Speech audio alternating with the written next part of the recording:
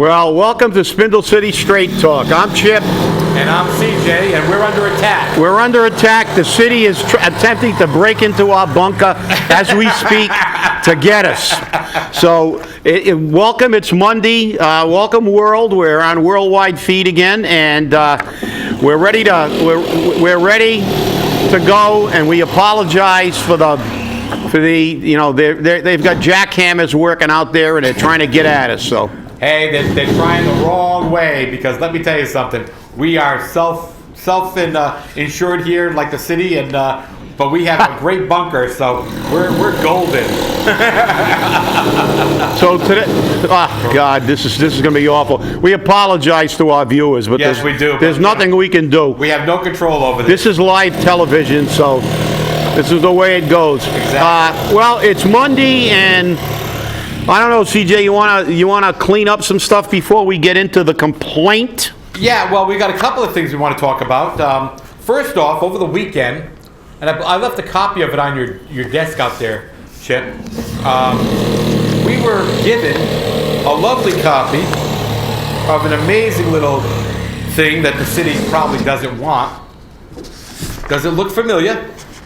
I showed it to somebody today, and they said, "Oh my God, it's another recall!" Yeah. No, it's not a recall. It's actually a citizens' initiative petition.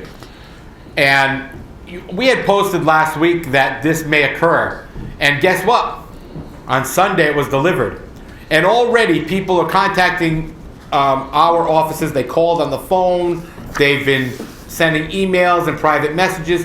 Please, please, please. Where can I get a petition? Where can I sign it? The basis of this petition is to demand and force the city into doing a forensic audit. I swore. I forensic. said the F word. Well, everybody, batten down the hatches. Batten down the hatches. The word that's prohibited within the city limits of Fall River. That's right. Forensic audit. That's right. it. Those two words are, as they say, that's criminal, even though it's not. So. And it's really interesting. I'm not going to read this whole thing because it'll take us forever, but I am going to read the final line, which is the demand. We, the undersigned registered voters of the city of Fall River, hereby demand that the city council order an immediate forensic audit of all booking materials, accounts, revenues, and expenditures pertaining to the city of Fall River and the Fall River Public School System, as well as documentation of compliance with all federal and state laws and regulations, including all city of Fall River ordinances. Said audit is to commence in no more than 45 days of passing or enactment.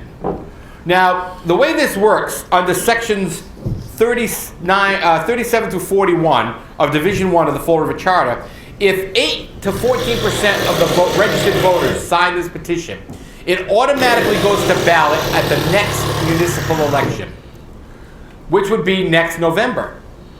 But if 15% of the registered voters sign this petition, guess what? It immediately goes to the city council. They have 30 days, the first Tuesday closest to the 30 days, to set a special election. Cost to the city of Fall River of a minimum of $60,000. Or the city can enact it as written. Now, we already know that the city doesn't want a forensic audit because we might find out they're stealing money.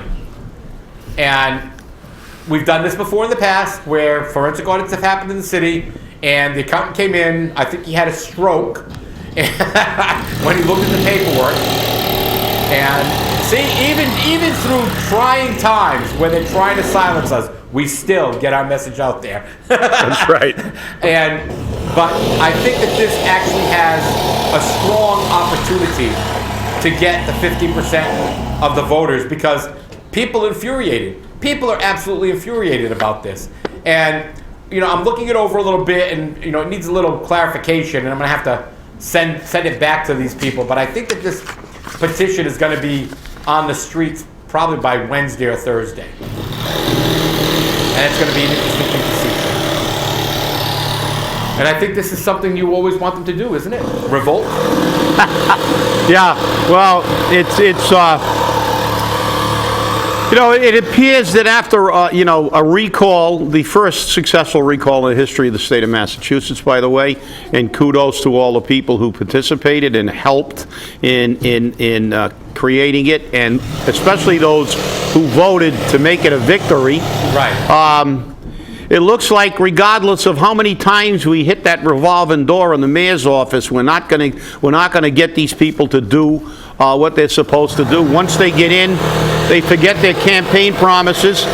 So it looks like we're going to have to force them through citizens initiative petition, and hopefully in the next election we will get some people who realize when they run for office that they will do the people's business, or they will not last in elected office in the city of Fall River. Well, I find it very interesting because when I spoke about this petition some time ago in the city council chamber, the mayor's special assistant was present. That's the same person who also serves as a school committeeman in another community and has not established residency in Fall River in violation of city ordinance. It's not like law means anything to any of these people. But he turned around and said he's going to call. He said, that's what I expect. Legislate by bitch. So I guess when the voters and the people exercise their right, we're just bitches.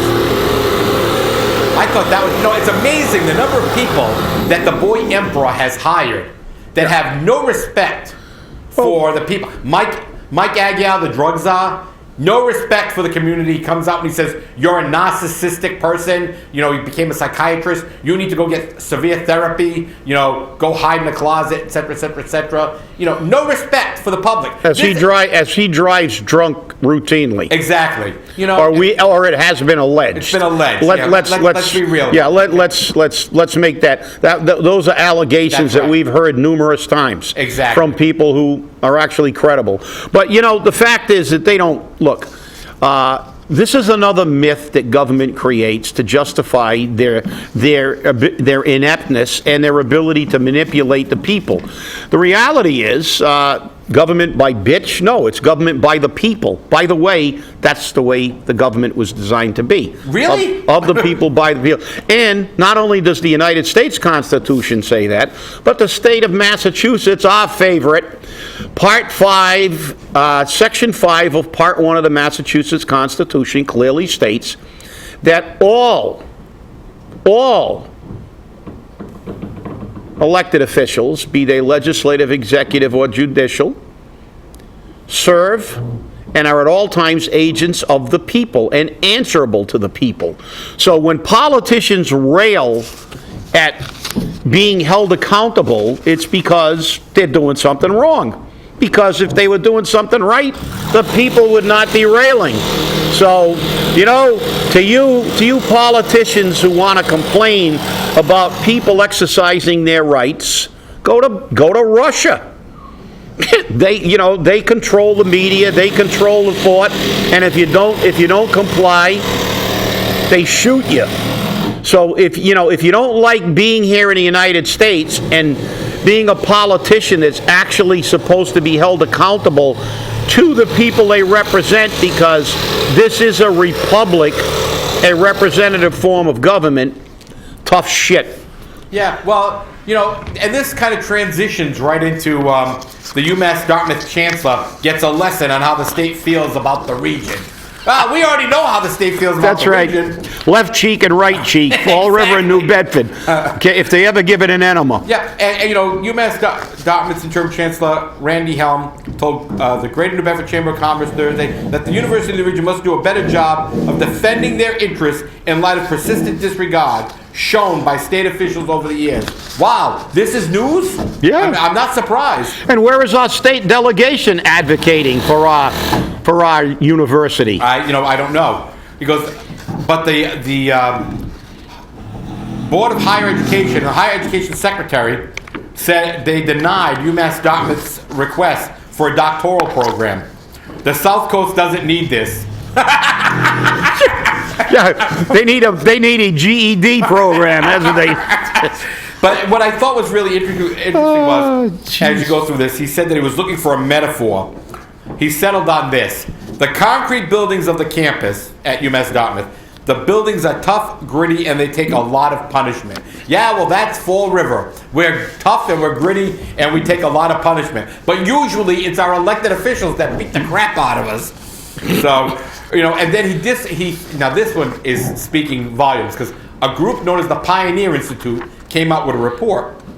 And they chided UMass for accepting too many out-of-state and foreign students. Well, here was the defense. Massachusetts' supply of 18-year-olds is declining.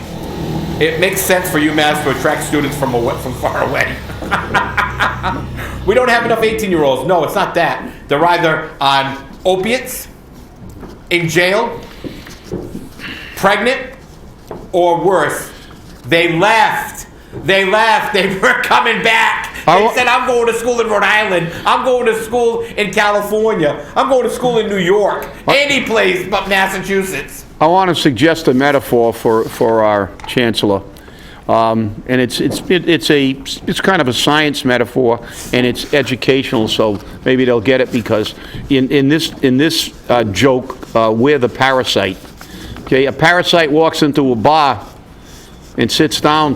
Bartender says, "You have to get out. We don't serve your kind in this establishment." And the parasite looked at the bartender and said, "Well, you're a terrible host." So the state is a terrible host for us because we're considered a parasite. So a little bit of scientific humor. It's above the level of a few people, but that will be listening. But host and parasite are kind of like we're.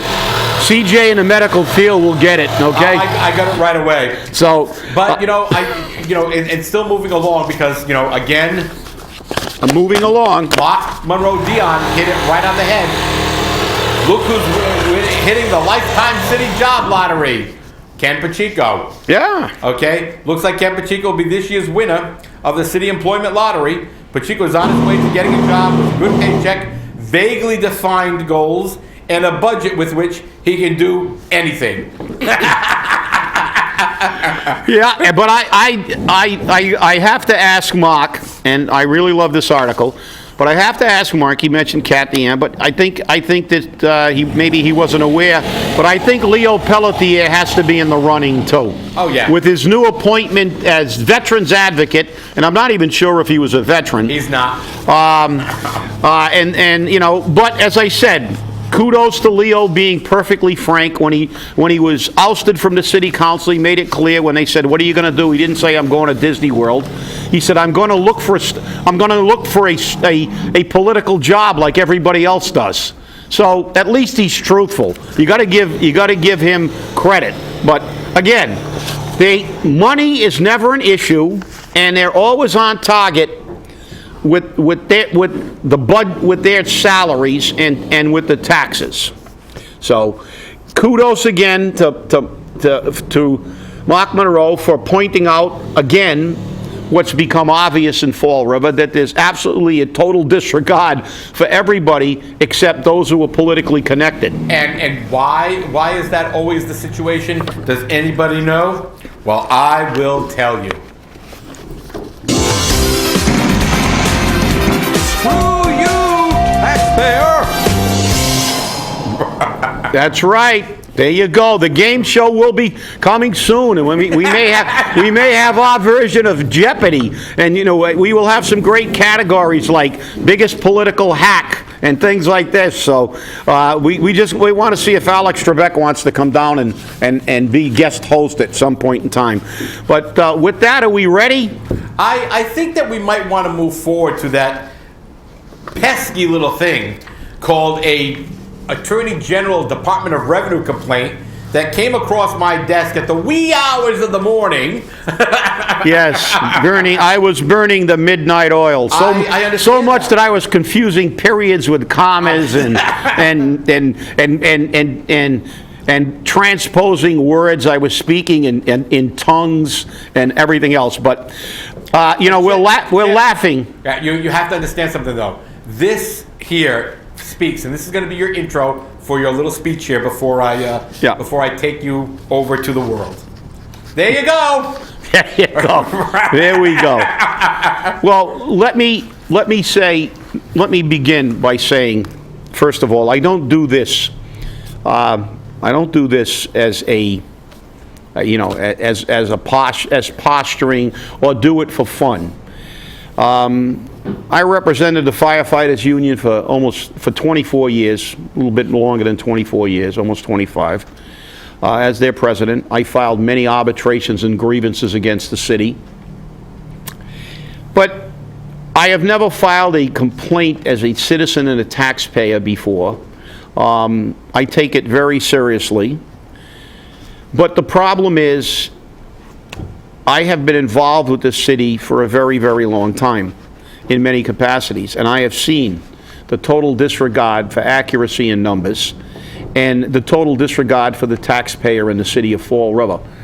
I don't do this lightly, and I do this after a meeting last Thursday with the Insurance Advisory Committee where the straw that broke the camel's back. When it took me a couple of months to get answers to questions like what happened to the escrow fund and why the city budgeted less than in fact it had was the recommended budget by their own consultant, the answers I got were ridiculous, and it precipitated this complaint.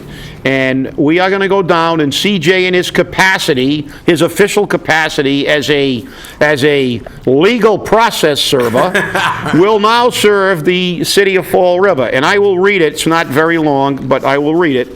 And I guess CJ will post it once this process has begun. Okay, this is to the Massachusetts Department of Revenue. Attention, legal, corporate counsel. 100 Cambridge Street, Suite 500, Boston, Mass., Region City of Fall River. And the complaint is as follows. I, Robert Camara, am the Public Employee Committee representative, hereinafter referred to as PEC, for the City of Fall River's municipal retirees. Member of the Insurance Advisory Committee, hereafter referred to as the IAC, an elected member of the Fall River Contributory Retirement Board, Vice President of the Retired Fall River Municipal Employees Association, and a resident property owner and taxpayer. That's necessary to prove that I have some standing to file this complaint and some interest.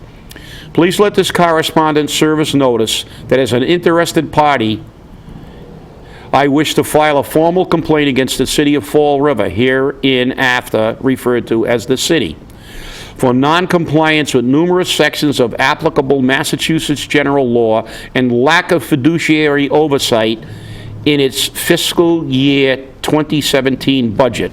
The nature of the complaint is as follows.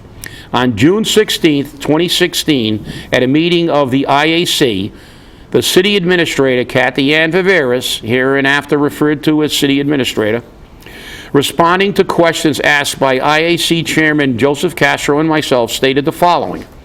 The city had only budgeted a 6% premium increase on the city side while increasing the employee and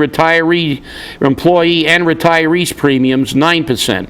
This action is a violation of numerous sections of Massachusetts General Law 32B that will be cited, as well as Massachusetts General Law Chapter 150E, collective bargaining contractual agreements with all city unions, and also less than a recommendation of the city's own consultants, Group Benefit Strategies, of 9%. In addition, the city administrator also stated that the escrow account that contained millions of dollars for IBNR, incurred but not reported runoff claims, had been eliminated. She then went on to say that the city now had a pay-by-the-month plan with Blue Cross. All of these actions were taken without informing the Insurance Advisory Committee as clearly required by Massachusetts General Law 32B, Section 3. Quote, prior to the purchase of said insurance and execution of all such agreements or contracts within the limits of this section, the appropriate public authority, which is the city, shall consult with an advisory committee for the purpose of securing written recommendations of the majority of the membership of said committee.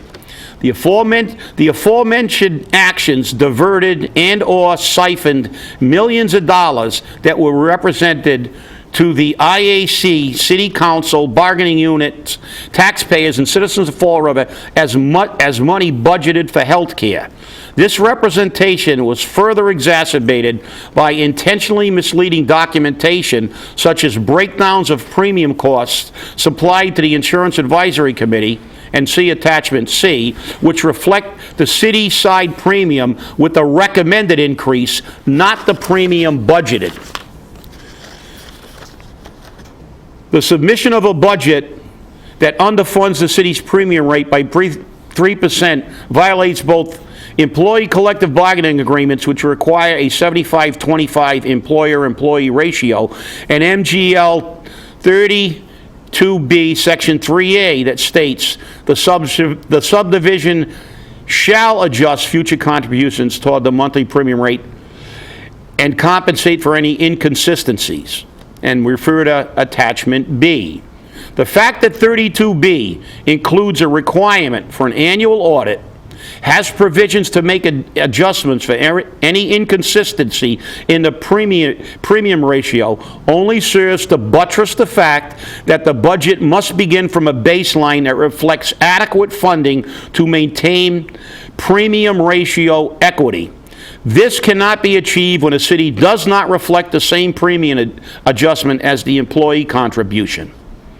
The mayor, Jazel F. Correa II, has stated on a local radio show that the health care is fully funded. Yet, when the city administrator was asked at the IAC meeting of June 16, 2016, what if your 6% raise comes up short? Her answer was, we'll get it from somewhere. Both of the aforementioned assertions are both incorrect and are in direct conflict with the fiduciary responsibility that all parties involved in the budgetary process are obligated by law to uphold. In closing, let me reiterate, the Insurance Advisory Committee was not notified of the elimination of the escrow account or the underfunding of the city-side premium. Although required to do so by law, it was not done. In addition, the IAC was given plan renewal sheets with rates that were not carried over to the budget. These actions are at best misleading, duplicitous, and may very well rise to the level of malfeasance. The city of Fall River has a long and abysmal record with its handling of health care monies. Over $1 million of employee health care money transferred to an employer account and forgotten in 1991 and 1992. The result was 3 free months of health care for all city employees and an $18 premium reduction for the remaining 9 months. 5 insurance accounts found dormant for 25 years in spite of annual audits. More mishandling of monies in the 2000s and another premium holiday. The moral of the story, can this budget be trusted? This is why I request a full investigation into not only the health care accounts, but the entire city budget. Thank you for your attention to this matter. I look forward to your response, and if you have any further questions, please contact me at your convenience. So there it is. There it is. Real simple. You're going to hear a lot of dancing. They're going to, when this complaint's filed, you're going to hear them talk about, oh, under the law, this law says we can do that. Look, 75-25 split, we're supposed to budget adequate money. They raised the city employees or retirees 9%, and they're only going up 6%. So, and which is actually 9 because they have 3 times as much, 75-25. So if you and I are supposed to be paying our share of something, and we set the rate, and I'm paying $10, and you're paying $6, you haven't budgeted enough. So forget about all the legal interpretations and stuff. The bottom line is they lied to the IEC, they misrepresented their position, they didn't disclose full information, They've been doing it for years. It's unacceptable. And, you know, if the DOR won't do anything and the Attorney General won't do anything because they're political, the citizens of Fall River will be seeing another initiative petition, because this is inexcusable. The fact that they put it in the budget and you have people who attend meetings in good faith and listen to these numbers that they're given and take them as facts, and then find out that the city is siphoning money and moving money around. City Council, read this, wake up, and those of you who said how transparent the budget is, read it and weep, because it isn't. Terrible. This is, you know, this is just, you know, this is ridiculous. It's ridiculous. And then for the mayor to go on television and say the budget is fully funded. How is it fully funded? We're paying more. It's Our fully premium funded. went up 9%. It's fully funded. He's getting his 30%. What are you upset about? The mayor's budget is the largest budget in the history. The largest increase, the largest personnel increase. What about police? What about fire? What about teachers? None of them got an increase in people. None of them got an increase in their budget. No. And, you know, everyone became very upset because, again, remember, this mayor promised a 25% reduction in his salary while he served his office. Not for the first 6 months, while he served in office. 6 months in, he says, nope, I'm taking that back. Well, another campaign promise that was a lie. A lie. Liar, liar. Pants on fire. It's, you know, and you have to ask yourself, how can you minions, how can you acolytes come out and say, he's doing everything wonderful? I mean, you even had a person who usually is very much on the money with many issues. And he actually went on the air today and said, oh no, the average contract for privatization is 10 years. And he quoted New Bedford. New Bedford's contract was 5 years with the option of renewing another 5 years without renegotiating. So it was a 5-year contract. 5 years is manageable, okay? But it was 5 years with an option to renew in 5 years. And what was the justification? Oh, well, that's 5 plus 5 equals 10. No, that's a 5-year contract. Hey, Chip, when you signed a 5-year contract with an option to renew for 5 more years, was that a 10-year contract for you? Well, if I did, it was illegal because collective bargaining agreements in the state of Massachusetts, public employees can't exceed 3 years. I know, but I'm So, just saying, but I mean, you know, if I did, it would be like Fall River. I would be signing something that's actually ridiculous, you know, fiduciarily, you know, not prudent, and it would be Fall River. And then they could say, but then again, they don't treat the employees the way they treat their administrators. You know, the 1%ers. As I said before, this is a budget of the 1%. The numbers are absolute BS. As we close this out, I got to cut you real quick out because I got to say this.